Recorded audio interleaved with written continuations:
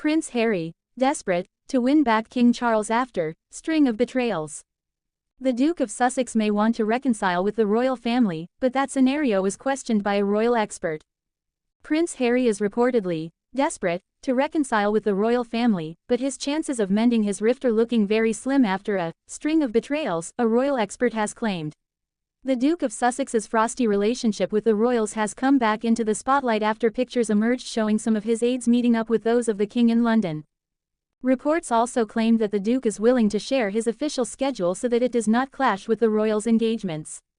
The latest news comes right after Harry declared that he wants to reconcile with his estranged relative in a bombshell interview with the BBC in May, following a legal defeat regarding his downgraded security in the UK. But a royal expert said that the royals, particularly the king, are now more guarded than ever, and will find it hard to forgive the prince. Royal commentator Hilary Fordwich told Fox News, "Harry is now desperate. While this self-serving gesture is notable, it won't do much to mitigate suspicion and caution on the royal side. King Charles is now more guarded than ever, indeed somewhat traumatized by a string of betrayals." The royal expert added that, according to royal sources, Charles is being cautious and wary regarding fearing further unsavory leaks, especially private royal family gatherings being publicized yet again. Another obstacle in Harry's royal return is, according to Ms. Fordwich, his older brother, Prince William. She said, "Overall, doubt still prevails in Prince William's camp. He considers any reconciliation at all as a grave mistake." His senior royal courtiers are understood to be just as wary and immensely protective of the future monarch.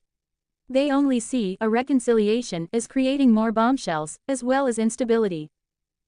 Prince Harry has no chance of return to royal family, and Palace Insider reveals why. Exclusive. In this week's edition of Emily in Palace, our royal editor looks at what the palace really think about Meghan Markle. Meghan Markle will celebrate her 44th birthday tomorrow, but I suspect very few people in royal circles will be raising a glass in her honor. Behind palace walls she has retained her Duchess Difficult nickname, and many continue to blame her for Prince Harry's decision to turn his back on the royal family. 5 years after Megxit, many courtiers still fail to understand why Harry abandoned everything he knew in favor of a Hollywood lifestyle. And as Meghan only had a crash course in royal protocol, their behavior at public events has raised more than a few eyebrows among those who worked for the king's youngest son. During the opening ceremony of the 2025 Invictus Games, the couple was caught sharing an intimate moment in the stands. Meghan places her hands on her husband's cheeks and pulls him in for a kiss, in a picture that caused indignation from one courtier.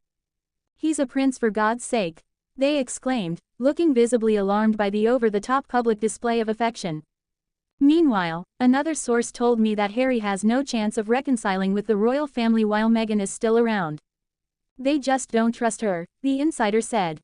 But that doesn't mean that the feud will rumble on for years to come, just that any family reunions will have to be a solo affair. Meghan, I'm told, wouldn't be welcome. The family fears that anything said to Meghan will be used as material for her ventures, whether that be her Instagram feed, cooking show, podcast, or interviews. Harry, meanwhile, has said his piece and is ready to bury the hatchet, as he's made clear in recent interviews. "I would love reconciliation with my family," he told the BBC in May.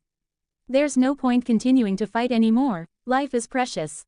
Only time will tell if Harry succeeds in making amends with his father, who continues to undergo regular cancer treatment.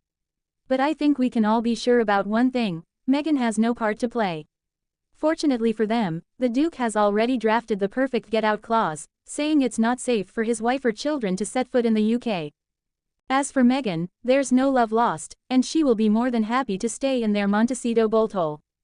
The king looked resplendent in a tartan kilt last week, as he carried out an engagement north of the border.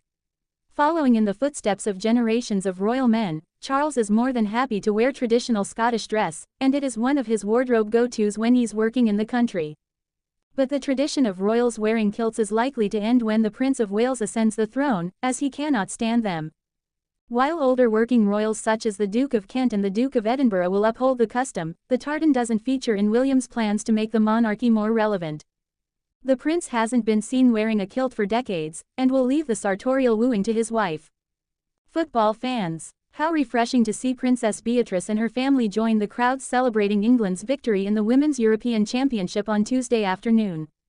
Casually dressed in a dress and jumper with her hair swept back in a messy bun, the king's niece blended in with the thousands of cheering fans. She was joined by her husband, his son from a previous relationship, and their 2 daughters, as they stood on the mall in honor of the Lionesses' defense of the European title. It served as a stark reminder that despite their titles and proximity to the crown, royals are ordinary people, celebrating the nation's success the same as anyone else. By cheering beside everyday Britons, Beatrice reminded us that unity, celebration and national pride are still alive and well. A look back in time. Yesterday marked 8 years since the late Prince Philip hung up his working boots and completed his final royal engagement, aged 96. He ended 7 decades of service by meeting Royal Marines in the forecourt of Buckingham Palace.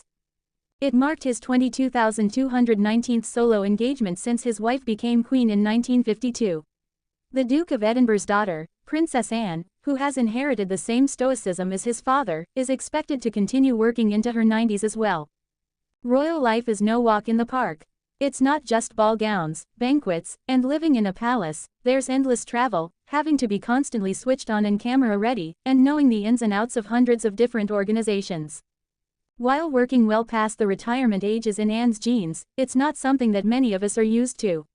The average retirement age in the UK is 64.6, though if Starmer's government has anything to do with it, we'll all be forced to adopt the work ethic of the late Prince Philip.